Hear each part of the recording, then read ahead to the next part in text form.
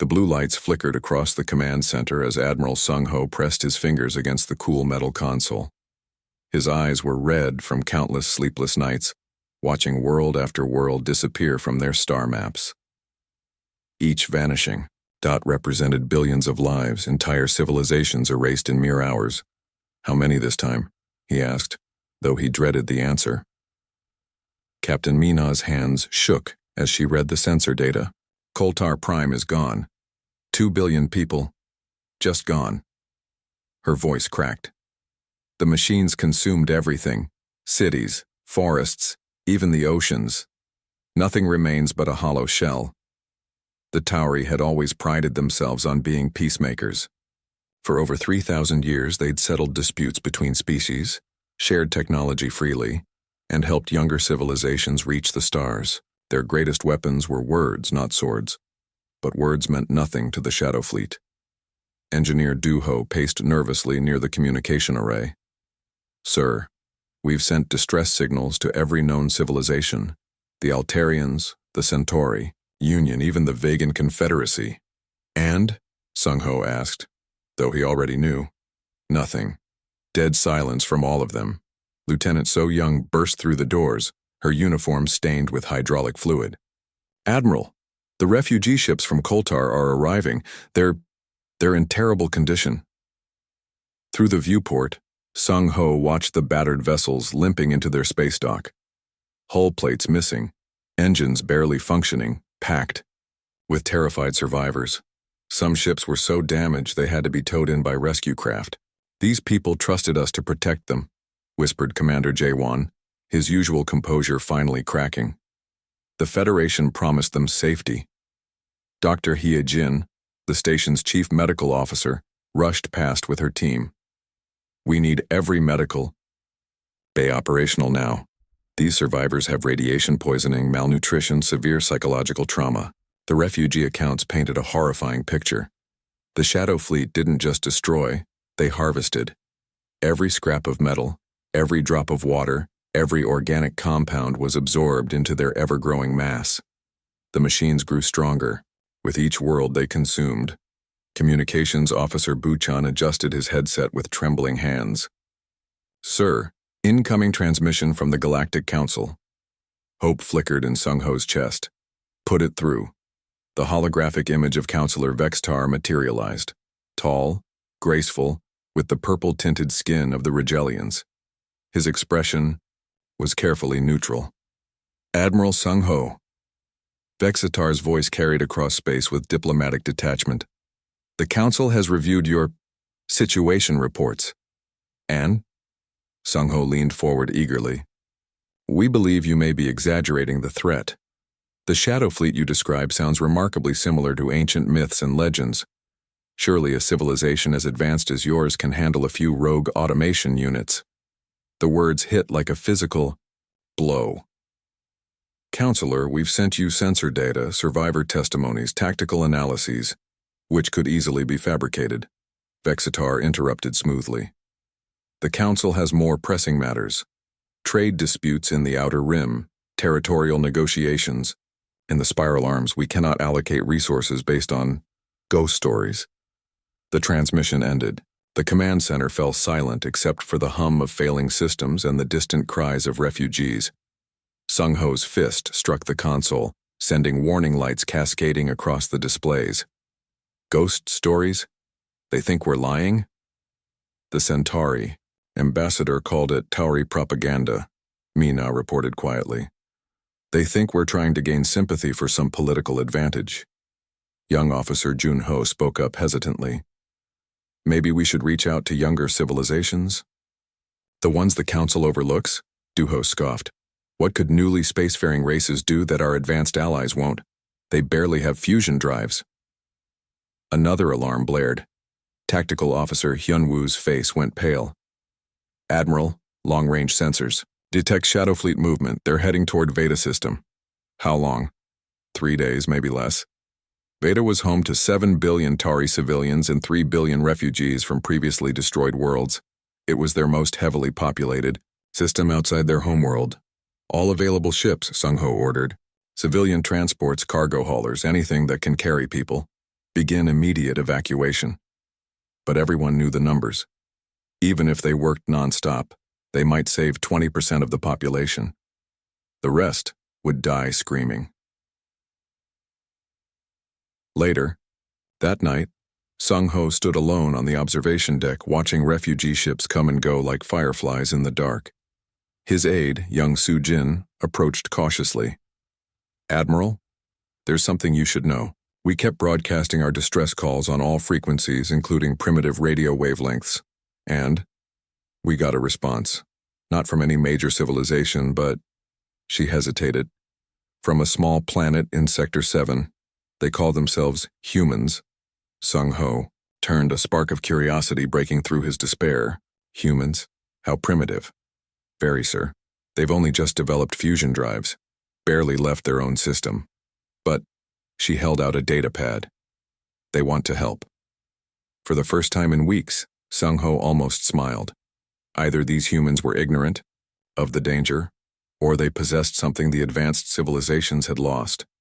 The message crackled through static, broken and weak. Communications Officer Yoo-jin frowned at her console, adjusting frequencies to clear the signal. After days of silence from the galaxy's great powers, any response felt like a miracle. "Admiral Kim," she called out, "I'm getting something from... Well, this is odd." Admiral Jae-won Kim looked up from the tactical displays showing the shadow fleet's approach. Dark circles shadowed his eyes. "What is it?" "It's from a planet in Sector 7. The signal's incredibly primitive. They're using basic radio waves." "But sir," Yoo-jin paused, checking her readings again. "They're offering help." "Help?" Commander Do-ho laughed bitterly. "From who?" "Probably another scam artist trying to profit from our desperation." Kim moved to the communication station. "Play it." The voice that emerged was strange, speaking in a language their translators barely recognized. But the tone was unmistakable, determination mixed with genuine concern. "This is United Earth Command, responding to Tari Federation distress signals. We understand you're facing extinction. We're mobilizing what forces we can. Coordinates. To follow. Hold on, help is coming." The command center fell silent. Chief Science Officer Mina blinked in surprise. "United Earth Command, I've never heard of them." "Because they're nobodies," Do-ho muttered. "Probably haven't even figured out faster-than-light travel." Yoo-jin pulled up data on her screens. "Sir, I'm cross-referencing our stellar databases. Found them. Sol system, third planet. They call themselves humans.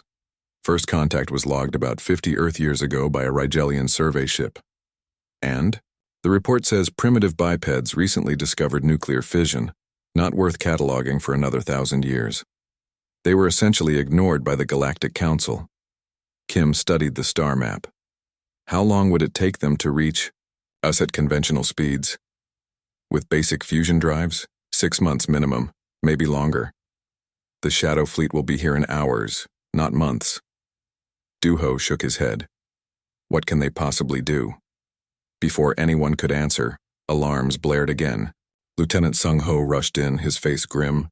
"Admiral, multiple hyperspace signatures detected. Big ones."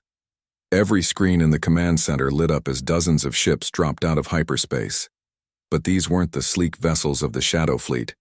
They looked wrong, cobbled together. Like someone had strapped engines to cargo containers and hoped for the best. "By the void," whispered Mina. "What are those things?" Kim stared at the readings. "They're human ships." "But how did they get here so fast?" The answer came in another transmission. The voice was clearer now, with less static. A young woman speaking in accented but understandable standard. "Tauri Federation, this is Admiral So-young of the Human Defense Fleet. Sorry we took so long. We had to strip every FTL drive we could find from abandoned derelicts and alien scrapyards. Our engineers worked non-stop to retrofit them to our ships. We came as fast as we could." "Scrapyards?" Do-ho muttered. "They're using recycled technology?" The human admiral continued. "We're transmitting ship rosters now. We might not have your advanced weapons, but we brought everything we could spare. Cargo haulers, mining ships, even luxury yachts. Every nation on Earth contributed. We'll fight alongside you." Kim's hands trembled slightly as the data came through. Thousands of ships. Thousands. Not all warships, but every single one armed, with whatever weapons their builders could manage. Railguns, missile pods, even mining lasers converted for combat. Engineer Buchan looked stunned. Sir, their weapon systems are incredibly inefficient, but there are so many of them. Admiral Kim, came So Young's voice again. We know we're not advanced like the other galactic powers. We don't have energy shields or plasma cannons. But we watched what happened to the colonies in the Outer Rim. We've seen what these machines do. She paused, and when she spoke again, there was steel in her voice. My people have a saying, never again. We've survived our own wars, our own near extinctions. We won't stand by and watch it happen to others. Not while we can still fight. On the main screen, the human fleet spread out in formations that looked chaotic to tarry eyes. Ships of different sizes and designs moved together like a swarm rather than a disciplined military force. Kim activated the ship-wide comm. All hands, this is the Admiral. Yes, our supposed allies abandoned us. Yes, we face extinction. But today, we are not alone. These humans crossed half the galaxy to stand with us. They risked their own lives for strangers. We will show them what the Tauri Federation is made of. He turned to Yujin. Open a channel to the human fleet. This is Admiral Kim of the Tauri Federation. Admiral So Young, we're honored to have you here. But you should know these Shadow Fleet machines have destroyed civilizations far more advanced than either of us. So Young's reply came immediately. Admiral Kim, with respect, you're thinking like someone who fights wars to win. We're not here to win. We're here so you don't have to die alone. And sometimes, that's enough. Commander Duho stared at the tactical displays. They're not even using proper battle formations. No, Kim said quietly, watching the human ships move with unexpected coordination despite their apparent chaos. They're not. But look at their crews. The life sign readings were impossible to ignore. Every human ship was packed beyond capacity with volunteers. They'd come knowing it was probably a suicide mission, but they'd come anyway. Sir, Yujin reported. The Shadow Fleet has entered our outer system. Estimated contact in 2 hours. Kim nodded. Signal all ships, human and Tauri. Today we make our stand. Captain Hyun-woo barely believed what he was seeing. Through the viewports of his Tauri cruiser, thousands of human ships surrounded them. They weren't the sleek military vessels he was used to seeing. These looked like someone's garage projects, come to life. Commander, his weapons officer Jin-ho called out, studying his readings. I'm detecting over 4,000 human vessels, but sir, their signatures are bizarre. Hyun-woo frowned. What do you mean? That ship there? Jin-ho pointed to a massive boxy vessel covered in jury-rigged armor plating. It's a converted cargo freighter. Those missile pods were welded on by hand. And that one? It's a passenger cruise ship with laser cannons strapped to the observation decks. Dr. Sujin, their science officer, was analyzing the human fleet's composition. Captain, I'm seeing mining vessels, research ships, even what appears to be a luxury yacht with torpedo tubes mounted on the sides. It's like they grabbed every ship they could find and turned it into a weapon. This is madness, muttered Chief Engineer Buchan. Their shield harmonics are all wrong. Half their weapon systems violate basic safety protocols. They shouldn't even work. But they did work. In fact, they were working overtime. Every scanner showed human engineers pushing their makeshift systems beyond maximum ratings. Fusion reactors that should have melted down hours ago were held together by spare parts and sheer stubbornness. The communication channel crackled to life. Tauri vessels, this is Admiral So Young. We're transmitting tactical data now. Our fleet is organized into what we could manage. On their screens, the human fleet structure appeared. It wasn't like anything in their military textbooks. Instead of formal battle lines, they formed loose clusters, cargo ships surrounded by modified fighters with larger vessels acting as mobile repair stations. Each group came from a different part of Earth, So Young explained. The Asian coalition brought their manufacturing ships. They can fabricate weapons and ammunition in space. The Northern Alliance contributed their mining fleet. Those ships can take a beating and keep fighting.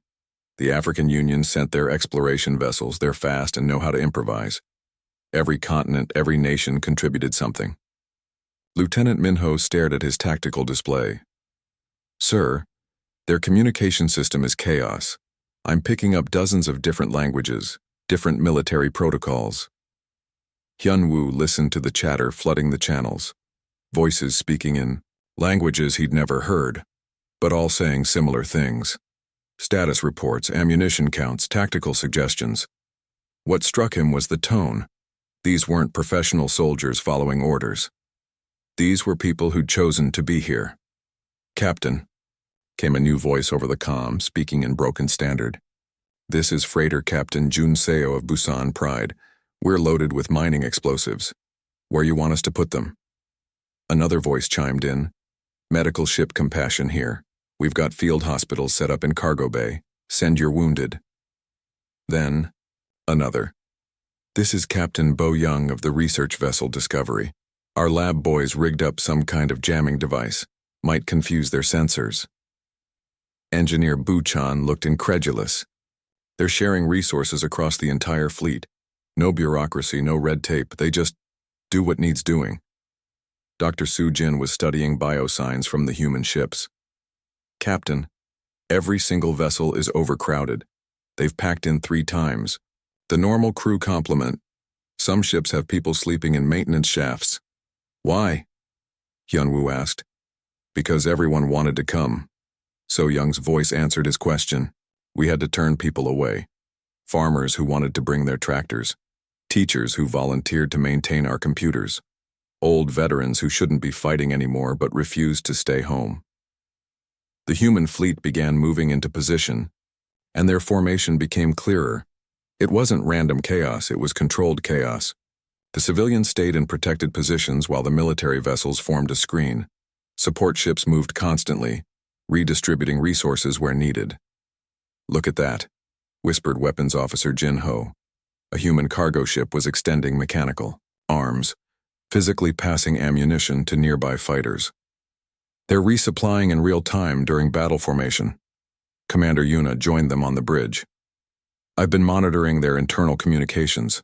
They're not just fighting for us. They're fighting for the idea that when someone calls for help, you answer. On the screen, a new transmission came through. This time it wasn't from an admiral. It was from a young human who looked barely out of school, wearing a makeshift uniform. Tauri. Friends, this is Sergeant Dongwoo, Earth Defense Corps. My dad served in our old wars. He always said the worst thing wasn't the fighting, it was fighting alone. You're not alone anymore. The message was simple, but it hit harder than any formal military communication. Chief Navigator Hee Jin gasped. Captain, look at this. She showed him readings from the human fleet's edge. They're still arriving. More ships dropping out of hyperspace every few minutes. She was right. As they watched, more vessels appeared, some looking like they'd barely survived the journey. A human destroyer with half its hull missing but still functional. A science vessel welded to what looked like an old space station. My God, Buchan breathed. They've turned their entire civilization into a war machine, not through force, but through choice. Hyun-woo activated his ship's comlink to address his crew. All hands, this is your captain. We've seen how the galaxy abandons its friends. Today we stand with beings who crossed the void to stand with us. Let's show them what Tauri courage looks like. The response from his crew was immediate, cheers echoing through the corridors. On the tactical display, the shadow fleet grew closer, dark shapes in the void moving with mechanical precision. But now, between them and the Tauri worlds, stood something unprecedented. Ready all weapon systems, Hyun-woo ordered. Today we learn what happens when ordinary beings choose to be extraordinary. Fighter pilot Yujin gripped her controls as the shadow fleet emerged from the void. Black ships stretched across space like a disease, their surfaces absorbing light itself. Each vessel was perfectly geometric, built by machines that had no concept of beauty, only efficiency and killing. All fighters, this is Strike Leader Min Ho. Remember your training. Target their weapon pods, avoid their main cannons. But Yujin knew their training meant nothing against this enemy. The Shadow Fleet had destroyed civilizations that made the Tauri look primitive. What chance did they have? That's when the humans did something completely insane. Tauri forces, this is Captain Bo Young of the human ship Defiance. We're going in first. Follow our lead if you can keep up. The human fighters didn't wait for formation. They didn't establish proper spacing. They just charged straight at the enemy in a wild swarm that made Yujin's tactical computer scream warnings. They're going to get slaughtered, whispered Jin Ho over the comm. But something strange happened. The Shadow Fleet's targeting systems, designed to track orderly military formations, struggled to lock onto the chaotic human attack. Their sensors couldn't predict which ship would go where when the pilots themselves seemed to be making it up as they went. A human cargo ship, the Busan Pride that had been carrying mining explosives, suddenly accelerated past the fighters. Yujin watched in horror as it flew straight toward a shadow destroyer. Are they retreating? Asked Jin Ho. No, Yujin breathed. They're ramming it. The explosion lit up space as the cargo ship detonated its entire payload inside the shadow vessel. Metal debris scattered like deadly confetti, and the shadow destroyer's perfect hull cracked and bled atmosphere. Sweet void, gasped Strike Leader Minho. They killed a destroyer with a cargo ship. More human ships followed suit. Not all of them, but enough to shake the Shadow Fleet's perfect order. A converted passenger liner rammed a cruiser. A research vessel turned itself into a guided missile. Each sacrifice tore holes in the enemy. Formation. This is Admiral So Young to all human forces. Remember, we didn't come here to go home. We came here to win. Use everything you've got. Yujin dove toward a group of shadow fighters, expecting to dance around their weapons like she'd been trained. But the human pilot flying beside her, callsign Soulstorm, did something that broke every rule of engagement. He fired everything at once. Not just his weapons. He overloaded his power core, turned his shields into energy weapons, even ejected his fuel pods as improvised bombs. The resulting chaos destroyed 3 shadow fighters and left his own ship dead in space. But he was already floating away in an escape pod, laughing over the comm. Did you see that? Told my wife I'd come home in pieces, but I didn't specify how many pieces. The Shadow Fleet tried to adapt, but every time they analyzed one human tactic, 10 more appeared.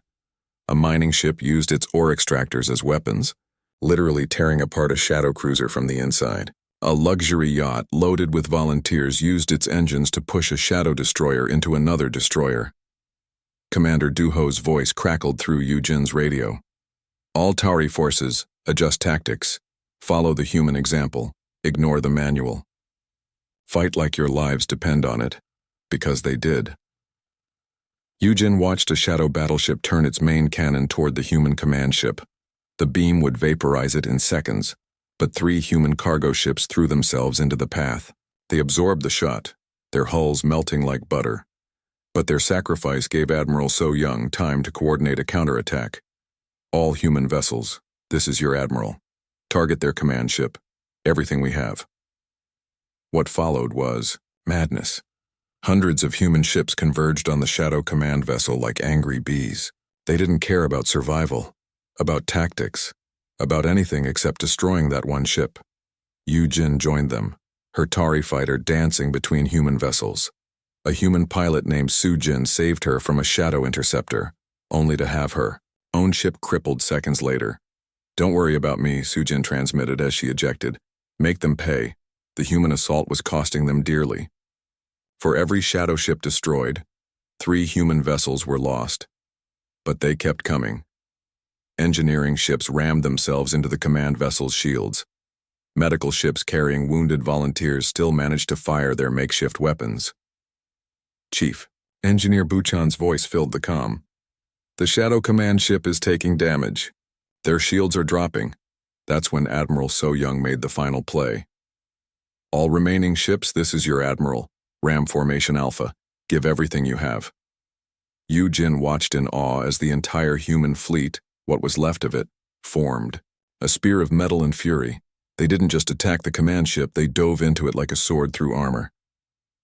The explosion was visible from 3 star systems away. When the light faded, the Shadow Command ship was a twisted wreck. Without their central coordination, the remaining Shadow vessels began shutting down one by one, their ancient programming confused and directionless. Yujin floated in space, her fighter damaged but alive. Around her, human escape pods drifted like seeds, their occupants still singing battle songs. This is Admiral Kim to all forces. The Shadow Fleet has been destroyed. Repeat, the threat is over. But the victory felt hollow. Thousands of human ships had died. Tens of thousands of people who'd crossed the galaxy to help strangers would never see home again. Over the comm, Admiral So Young's voice was quiet but proud. All human survivors, this is your Admiral. Mission accomplished. We came to make sure our new friends wouldn't die alone. Looks like none of us have to. Yujin looked at the battlefield. The humans had done the impossible, not through superior technology or ancient wisdom, but through the simple refusal to let others suffer while they could still fight. 3 months later, diplomat Junho stood in what had once been the capital city of Taurus Prime. The scars were still visible, buildings cut in half by Shadow Fleet energy beams, the ground glass smooth where their ships had landed. But everywhere he looked, humans, and Tauri worked side by side rebuilding. A human engineer named Bo Young was teaching Tauri children how to operate a construction mech. Her left arm was artificial now, lost in the final battle, but her smile was genuine as she helped a young Tauri boy lift a beam twice his weight. Like this, Minho. The machine doesn't do the work for you. It helps you do work you couldn't do alone. Junho watched as more human ships arrived daily, not warships this time, but vessels packed with supplies, medical equipment, and volunteers. Their motivations puzzled him. The war was over. Why did they keep coming? He found his answer when human ambassador Hyejin approached him near the memorial wall. Fresh names were carved into the black stone, thousands of humans who'd died in the battle, alongside the Tauri they'd saved. "Beautiful morning," she said, looking at the sunrise painting the sky gold and purple. "Indeed," Junho agreed. "Ambassador, may I ask something that's been troubling me?" She nodded, her eyes still fixed on the memorial. "Your people lost so much, yet you stay to help us rebuild. The galactic powers would have taken what they wanted and left. Why are humans different?" Hyejin was quiet for a long moment. Then she pointed to a group of human teenagers working with Tauri youth to plant trees in the city park. "Do you see that girl there? Her name is Sujin. She's 17. Her older brother died when his ship rammed a shadow destroyer." Junho felt his heart skip. "I'm sorry for your loss." She came here anyway. When I asked why, she said, "My brother died, so these people could live. I want to see what he died for." A human doctor named Du Ho passed by, heading to the medical center they'd built. His patient was an elderly Tauri woman who'd been blinded in the attacks. He'd volunteered to stay on Taurus Prime for a year to help establish their new hospital. "We have a saying on Earth," Hyejin continued. "We rise by lifting others. Your people showed us something we'd only read about in our history books. True nobility, true courage. You faced extinction with dignity." Junho shook his head. "We faced it with terror. We begged everyone for help." "Exactly. You weren't too proud to ask. The great galactic powers, the Rigelians, the Centauri, the Vegan Confederacy, they would have died in silence rather than admit weakness. But you chose life over pride." A group of human children ran past, chasing Tauri youngsters in a game that seemed to involve floating and giggling. Their translator devices struggled with the mix of languages and laughter. "Our own children volunteered for this mission," Hyejin said. "Not to fight but to learn, to see what real heroes look like. They met those heroes in the refugee camps, in your hospitals, in your schools where teachers kept teaching even as their world burned." Junho noticed a commotion near the spaceport. A Rigelian diplomatic ship had landed, the first visit from a galactic power since the battle. He watched as humans and Tauri alike gathered, but not with excitement. Their faces showed something else entirely. "The Council finally sends someone," Junho said, unable to hide his bitterness. "After 3 months, Now that the danger's passed and they want to establish trade agreements, the Rigelian delegation emerged in their finest robes, looking around with barely concealed distaste at the makeshift buildings and bustling reconstruction. Ambassador Vextar, the same counselor who'd dismissed their pleas, approached with diplomatic smiles. Admiral Kim, Diplomat Jun-ho, how wonderful to see you've survived this incident. The Council is prepared to offer full membership and protection now that you've proven your resilience. Kim's response was cool. With respect, Counselor, we already have protection and allies who proved their friendship when it mattered. Vextar glanced at the humans, clearly confused. These primitive beings? Surely you don't plan to align with such a young race? Hye-jin stepped forward, her diplomatic smile as sharp as a blade. Young, yes. But we measure age differently. On Earth, we have trees older than your entire civilization. And we have children who understand honor better than your council. The tension was broken by young Su-jin running up to them, covered in dirt from the tree planting. Ambassador Jun-ho, come see our memorial garden. We're growing earth flowers and tari, crystal vines together. Dr. So-young says they're helping each other grow stronger. As they walked toward the garden, Vextar was left standing awkwardly by his ship. You didn't answer my question, Jun-ho said to Hye-jin. Why do humans care so much about strangers? She smiled, watching their children play together in the garden, where earth roses climbed through tari crystal formations. Because we've learned something the older civilizations forgot. Every species is precious. Every loss diminishes the universe. We nearly destroyed ourselves once, fighting over differences that seem silly now. We promised ourselves. Never again would we stand by while others suffered. Jun-ho looked around at the bustling reconstruction, at humans and Tauri working together, learning from each other, building something new. The galaxy's about to change, isn't it? It already has, Hye-jin replied. Your courage in asking for help taught us something. Our answer taught the galaxy something. The old powers thought strength meant standing alone. We're proving that real strength comes from standing together. In the distance, a new structure rose, part human architecture, part Tauri design, completely unique. A symbol of what was possible when different beings chose to build rather than divide. The morning, sun climbed higher, painting the sky in colors neither Earth nor Taurus had ever seen before. But together they were beautiful.